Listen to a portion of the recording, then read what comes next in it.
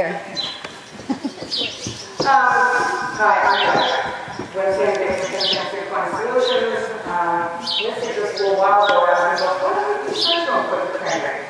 And I thought about, long ago, when I was growing up, my dad was and I always wanted to What? We could hear better without that mic. It's got an echo. Oh, okay. Is that better? Yes. Oh, okay. Maybe you can turn it off, I guess. Thanks anyway. Oh, good. Then I can take it off because I got all tangled up. Don't ever try to go to the bathroom. Take it off. It doesn't work. Anyway, so my dad, he's a chemical engineer first, he was, but he was also an animal lover. And I was an animal lover from the day I think I was born, especially horses. Any stick, anything that came along that even could resemble riding a horse and, pretend to winning, I'd be on it. But, and he used to tell me, Gwen, if you want to learn to get to know an animal, just sit down, watch, and shut your mouth. And if he does something you want, then give him a treat. Yeah. So, and that's basically what clicker training is, other than you do use a, Missy, you want to take this? Thanks. The clicker is known as a bridge signal, okay? I have a mechanical clicker here that I use when I'm just initiating the horse to clicker training, especially with a PTSD horse, a horse that's been traumatized, needs to be rehabbed, an aggressive horse, a dull horse, whatever.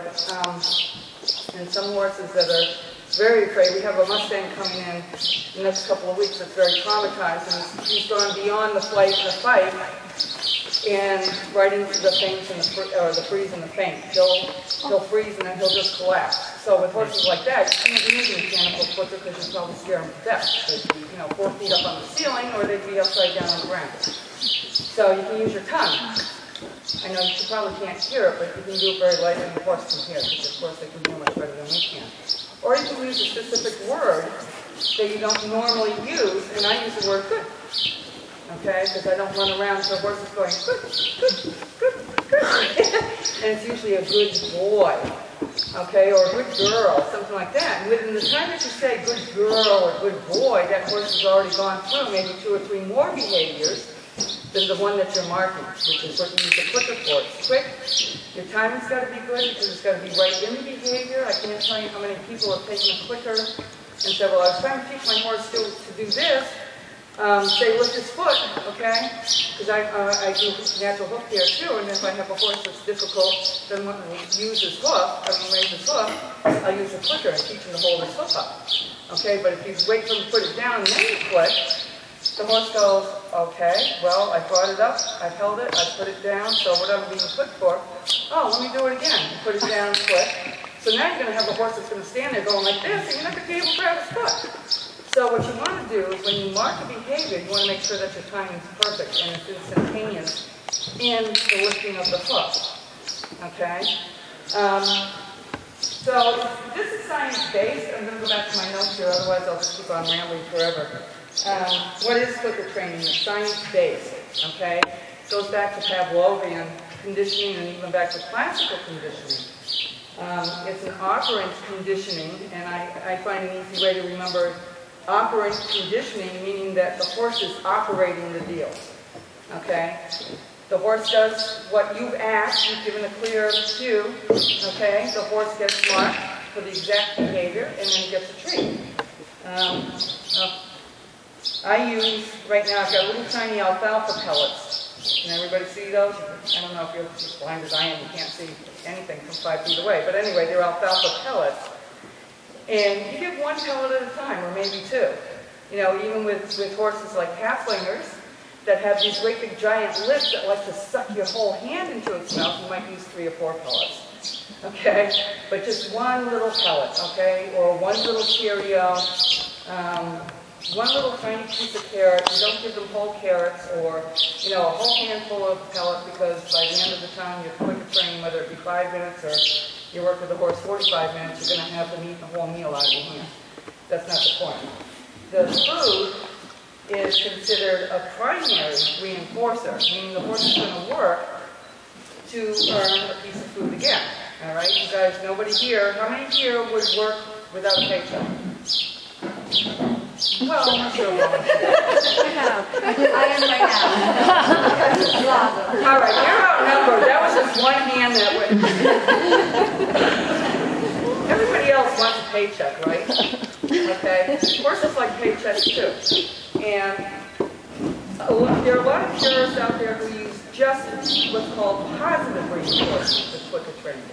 Meaning, okay, you wait for the horse to exhibit a behavior that may preempt another behavior that you're looking for, mark that behavior and give a treat.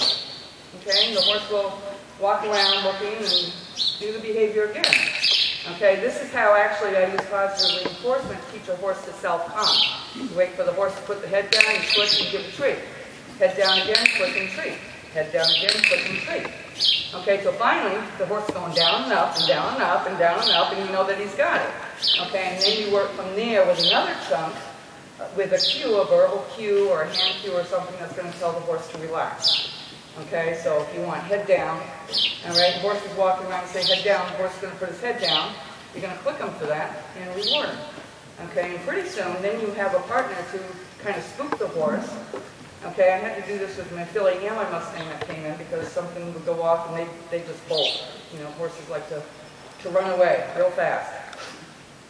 So, instead of bolting, I hope that's not my phone. I meant to put it on vibrate. Sorry.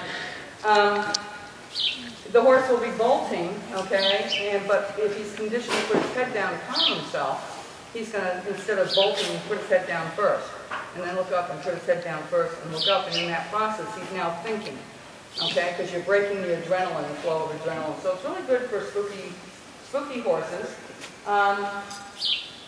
Positive reinforcement adds something to the lesson to encourage a repeat behavior. Okay, again, primary reinforcer would be food. Food, water, and sex are primary reinforcers.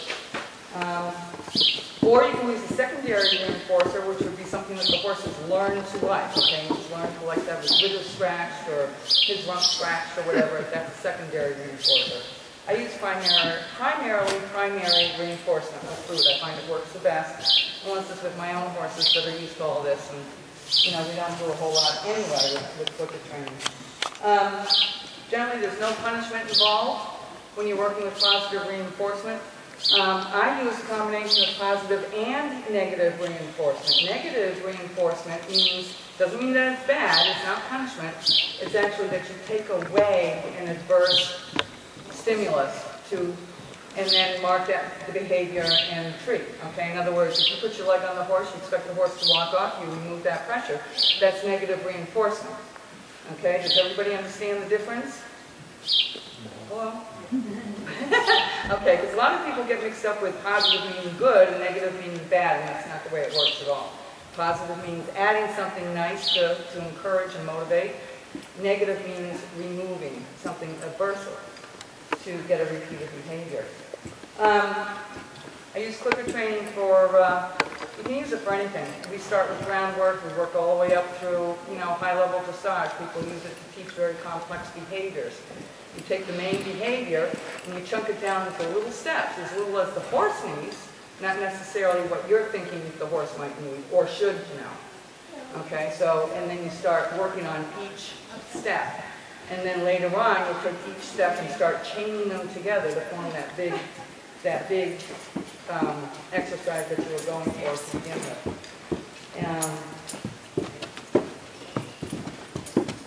The clicker itself has a unique way, from what I understand, of being able, if you have a horse in flight, and I'll give you a couple of examples, okay, it stops the adrenaline flow in the horse. The horse, when you're stuck, okay, you know that a horse that's stuck in his thinking is just frozen, okay? Dead eyes, not blinking, not responding, okay? How do you get the horse to get out of that besides move his feet? Okay, well, you can also use clicker, if the horse is conditioned with a clicker. I'm going to go step by step with this horse who's never seen a clicker before or heard a clicker before. From what I understand, we're going to have to what's called charge the clicker, which is simple. You click and retreat, you click and retreat, you click and retreat, you click and retreat, until the horse is distracted, you click and the horse comes around and says, where's my feet? Okay, now you can start, and then you start on the simple beginning steps with the horse, and you'll see that work with the